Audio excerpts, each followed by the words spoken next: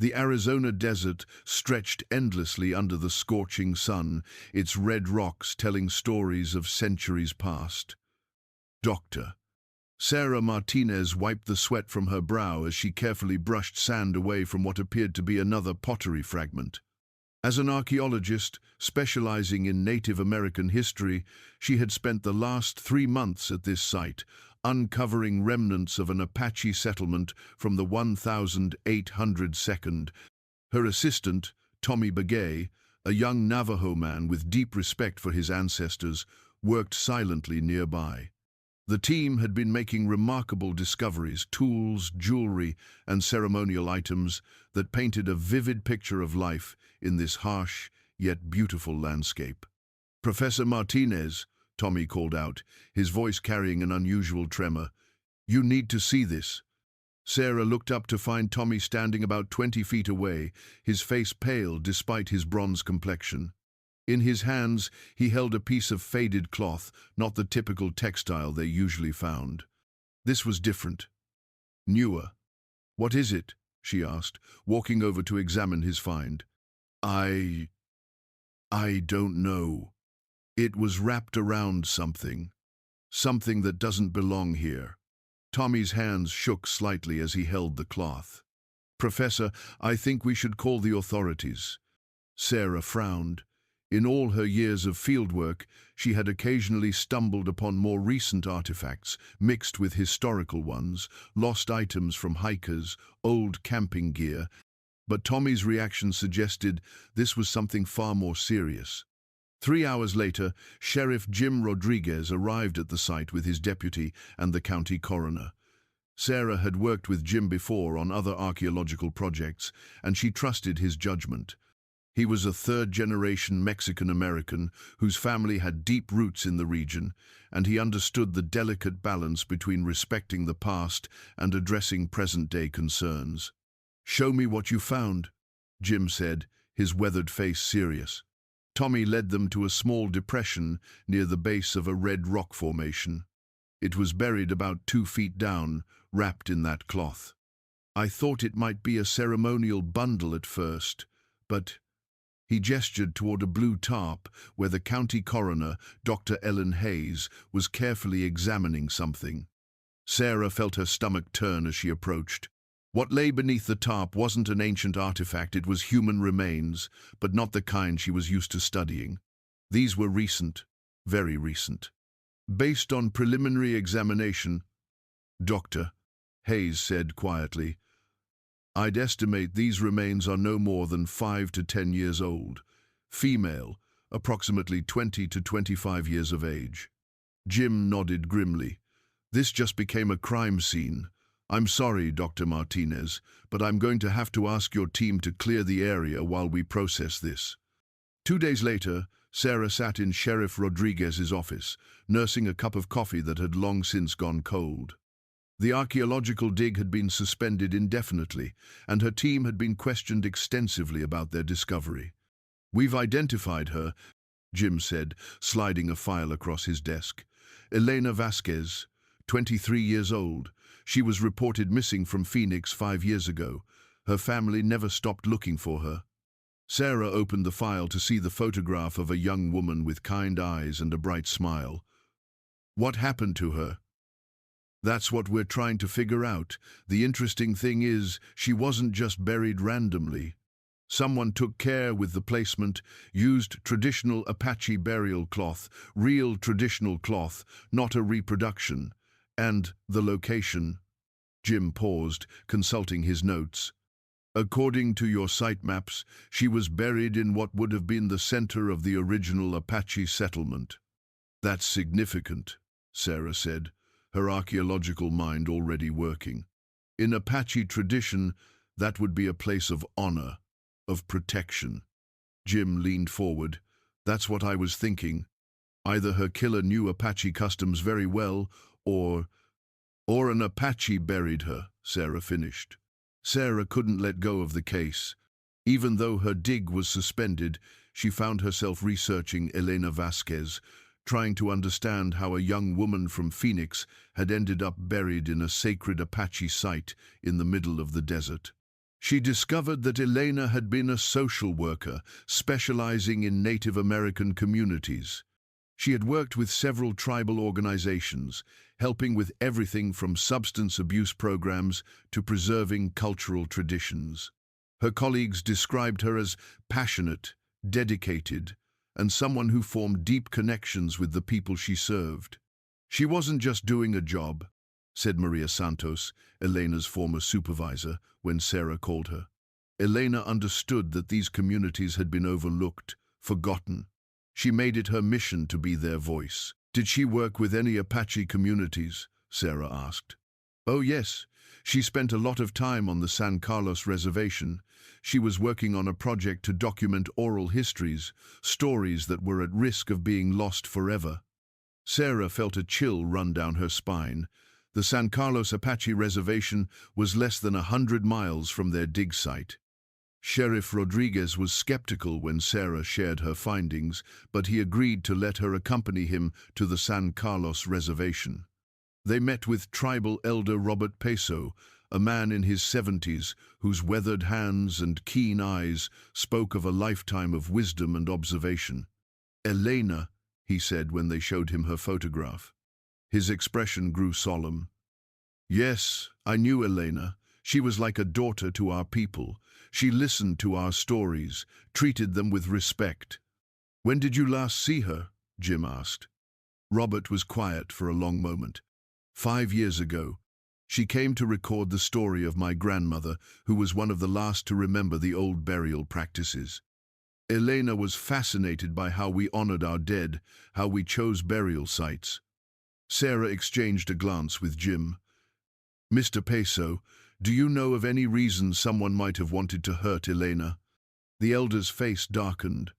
There are always those who don't like outsiders asking questions, learning our ways. But Elena, he shook his head. She was different. She understood that some knowledge is sacred, not meant for everyone. The breakthrough came from an unexpected source. Tommy Begay, Sarah's assistant, approached her 3 days later with information he had been reluctant to share. Professor, there's something I need to tell you about the burial site, he said, his voice heavy with conflict. My grandfather knew Elena. Sarah felt her pulse quicken. Your grandfather? He's Apache, from San Carlos. He worked with Elena on the oral history project. She was his favorite. He called her his white daughter. Tommy led Sarah to his grandfather's home on the outskirts of Flagstaff. Joseph Begay was in his 80s, a man whose lined face held the weight of generations. When they showed him Elena's photograph, tears filled his ancient eyes. My Elena, he whispered. I wondered when someone would finally ask the right questions. Joseph Begay's story unfolded like a tragic symphony. Elena had indeed been working on the oral history project, but she had discovered something that put her in danger. One of her recordings had captured the confession of a tribal member who had been selling sacred artifacts to private collectors, items that were not just culturally significant, but legally protected. Elena came to me, Joseph said. She was frightened. The man she recorded realized what he had admitted. He threatened her, said if she shared that recording, he would kill her. Why didn't she go to the police? Sarah asked. She was going to. But first, she wanted to give him a chance to make it right, to return the artifacts and stop the selling. That was Elena's way, always believing in redemption. Joseph paused, wiping his eyes. She never got that chance. He found her at my grandson's house 5 years ago, Joseph continued. They argued. He had been drinking, was angry and desperate. When Elena threatened to expose him, he pushed her. She fell, hit her head on the hearthstone. It was an accident, but she was gone. Sarah felt the pieces clicking into place. And then what happened? My grandson panicked. He called me. We knew that if the police found her there, with him, a young Apache man with a record of minor troubles, they would assume the worst. The justice system hasn't always been fair to our people. Jim leaned forward. So, you helped cover it up? Joseph nodded heavily. We took her to the old sacred site. If Elena had to leave this world, we wanted her to rest in a place of honor, protected by the spirits of our ancestors. We used traditional burial cloth, performed the ceremonies. We loved that girl like our own. The investigation that followed revealed the complex web of circumstances that had led to Elena's death. The man who had killed her, David Crowfeather, had died in a car accident 2 years after Elena's disappearance, taking his guilt to the grave.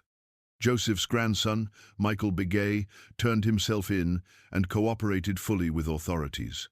Sheriff Rodriguez worked with the district attorney to ensure that the charges reflected the reality of the situation, not murder, but improper disposal of human remains and obstruction of justice.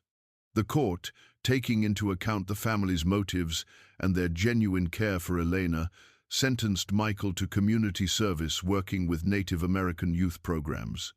Elena's family, while grieving the confirmation of their worst fears, found some comfort in learning how much she had meant to the Apache community and how respectfully she had been laid to rest. Sarah found herself thinking often about Tommy's grandfather, Joseph, in the weeks that followed. The old man had carried the weight of this secret for 5 years, protecting his grandson while honoring Elena's memory. When she visited him one final time before leaving Arizona, she found him sitting on his porch, watching the sunset paint the desert sky in shades of gold and crimson. "Do you regret it?" she asked gently. "Keeping the secret all these years?" Joseph was quiet for a long moment. "I regret that Elena died. I regret that fear made us choose silence over truth, but I don't regret trying to give her the honor she deserved." He looked at Sarah with eyes that held the wisdom of ages. "In our tradition, we believe the dead speak to us through the living.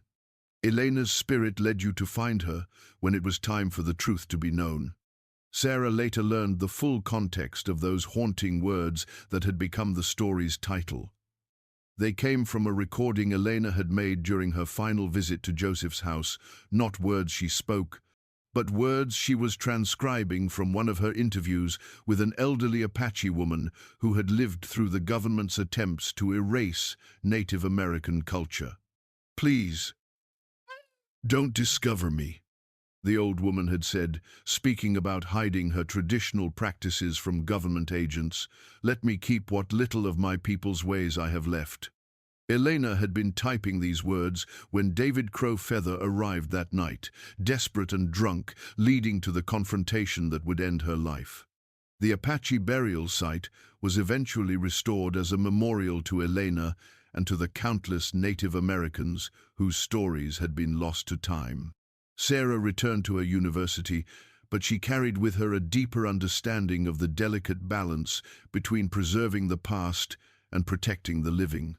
Tommy Begay continued his studies in archaeology, inspired by Elena's dedication to giving voice to the voiceless. His grandfather Joseph lived 3 more years, long enough to see Elena's oral history project completed and published, ensuring that the stories she had worked so hard to preserve would live on. In the end, Elena Vasquez had gotten her wish not to remain hidden, but to ensure that the voices of those who had long been silenced would finally be heard. The desert kept many secrets, but some truths, like the desert flowers that bloom after rare rain, were meant to emerge when the time was right. And on quiet nights, when the wind whispered through the red rocks where Elena rested, the Apache elders said they could still hear her voice, gently encouraging them to share their stories, to trust in the power of truth, and to never stop believing in the possibility of redemption, even in the harsh beauty of the unforgiving desert.